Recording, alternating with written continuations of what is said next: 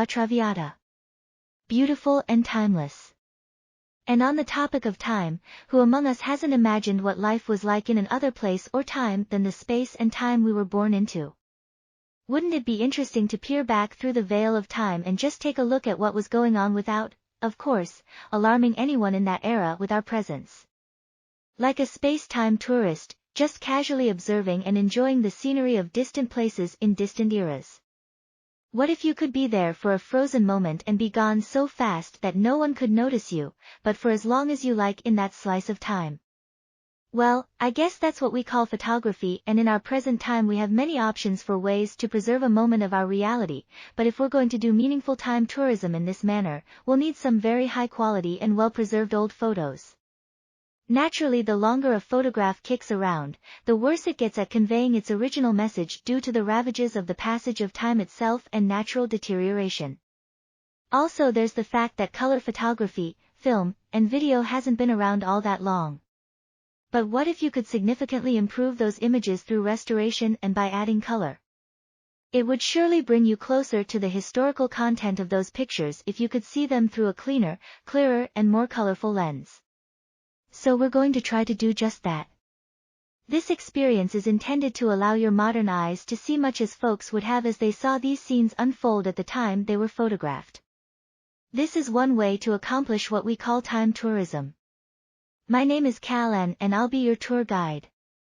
We'll be touring through the well-preserved California Gold Rush village of Fiddletown's distant and recent history through photos and a few other means. You may count me as the first of these historic Fiddletown photos brought back to life. I'm the calendar girl from the Chew Kee Museum in Fiddletown, and trust me, I've seen some history. Since Fiddletown is my hometown, it's as good a place as any to start. So, shall we begin?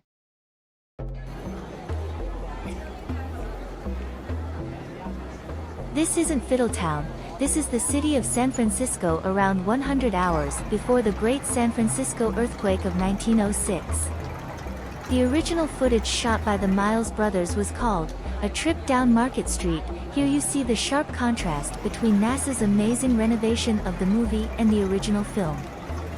Look at all the different modes of transportation that were in use around the turn of the 20th century.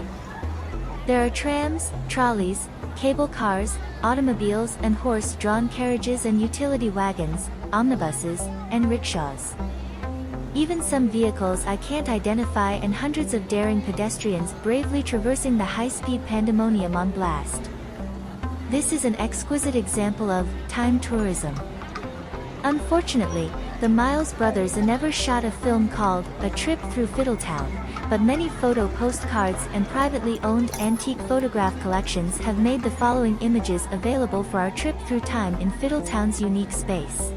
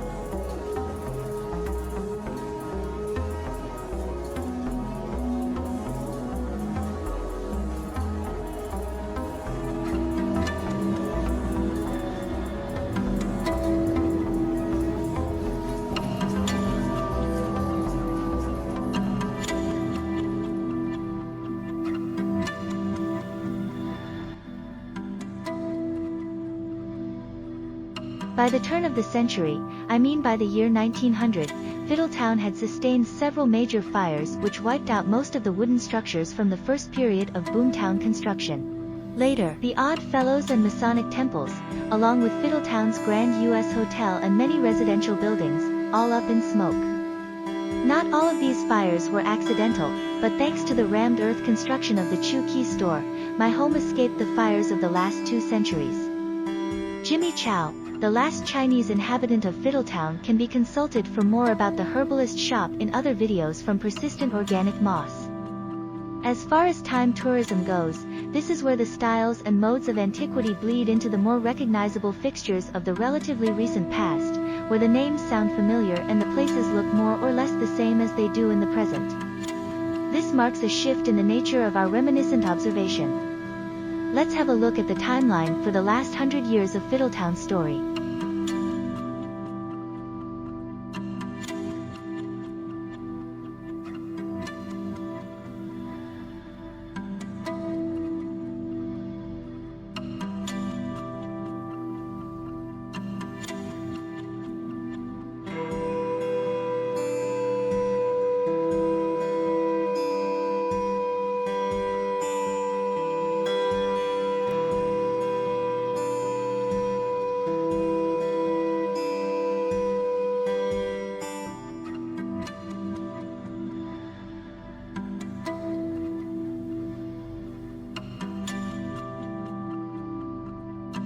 This picture postcard is of Dennis Townsend Jr., whose father, Dennis Townsend Sr. was Fiddletown's first postmaster, first schoolteacher, and fully legit patent-holding Renaissance man. Dennis is pictured here rolling a cigarette in front of an old stage stop at one of Fiddletown's saloons.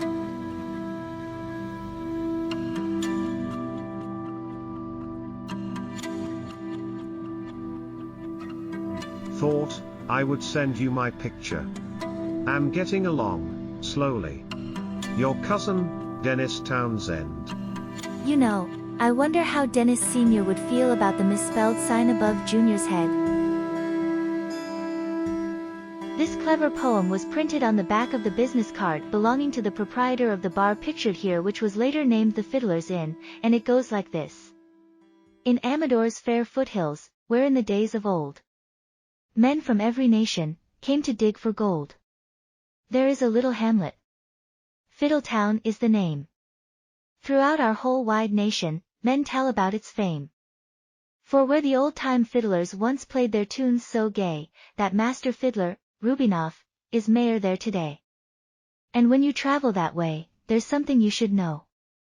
There's a dandy little inn there where all the tourists go. It's in an old-time building, there's a genial host within. The sign above the doorway says that it's the Fiddler's Inn. Be sure to stop there, partner, take this young cowhand's advice. And you'll be glad I told you, for they sure do treat you nice. Poem written by Vernon P. Graylich. This was written after the election of Mayor Rubinoff, who was highly celebrated, as you can see here, with all the pomp and circumstance befitting local royalty. Fiddletown streets hadn't seen activity like they did on his inaugural event since the gold rush's heyday. They would not see activity like this again until the annual fiddler contests of the 1970s, which had the streets clogged for a mile in each direction and had countless jacketed Hells Angels happily swarming, as many residents of town will attest. For a couple days, their lawns and driveways were repurposed as lounges, tent camps, and open-air restrooms for the multitudes of contest attendees, participants, and vendors. The 1970s, more than, perhaps, any time, ever, saw fiddling aficionados sharing experiences and common ground with highly energetic motorcycle enthusiasts and club members for a balmy September weekend every year of the Ford and Carter administrations, and all right here in our humble little village of Fiddletown. Who knew? Oh, those were wild, wild times. Yes, they really were indeed. Ah, but very entertaining. Well, Fiddletown has had entertainment associated with it one way or another since it was named, with, more or less, an accusation of spending time fiddling, that is to say, goofing off, when there was mining to be done. To commemorate this relaxed nomenclature, Rubinoff, that's Mayor Rubinoff, whose inaugural was attended by close to 2,000 people, played a great whimsical dedication called Fiddlin', the Fiddle. And here it is.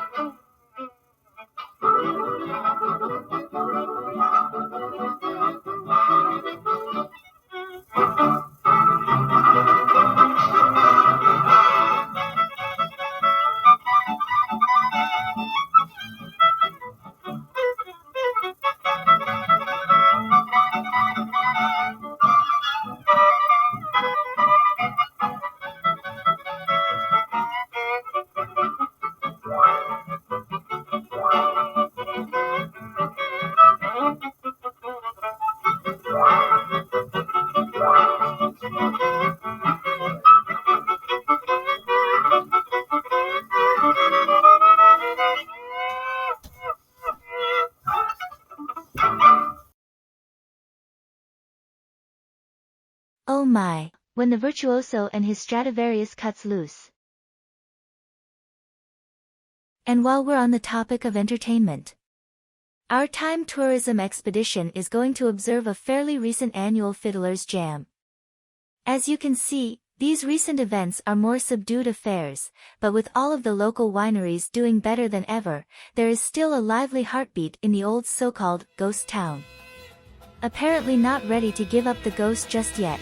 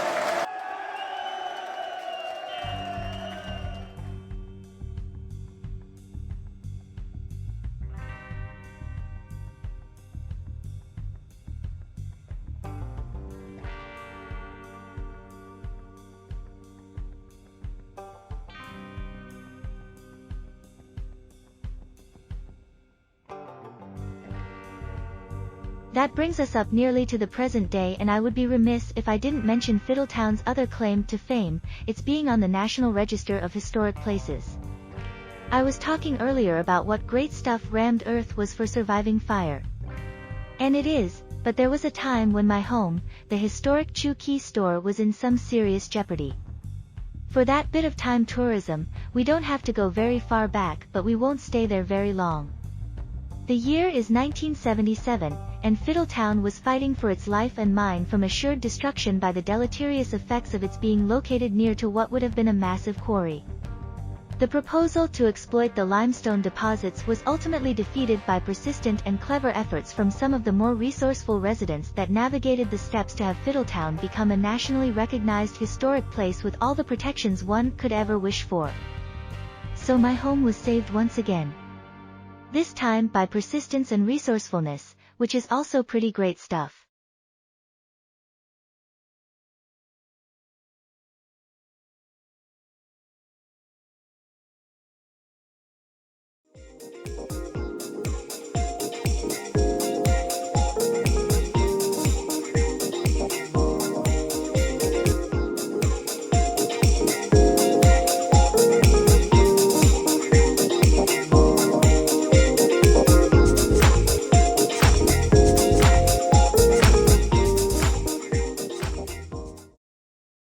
Persistent organic moss. Thomas Schofield would like to acknowledge attribution and thank the following: the Amador County Historical Society, John Carrillo, Jack Mitchell and the Ledger-Dispatch News Archives, the Fiddletown Preservation Society, DID Creative Reality Studio, MyHeritage.com, California State Library, MyGoodTrust.com, OpenAI, Mr. Fyung Chow Yu, the management at Universal Space-Time, and of course the powers that be. Oh yes, they be. 2023 Persistent Organic Moss for Ancient California Gold. Powered by unspeakable sources. Unstoppable forces. Thanks for watching.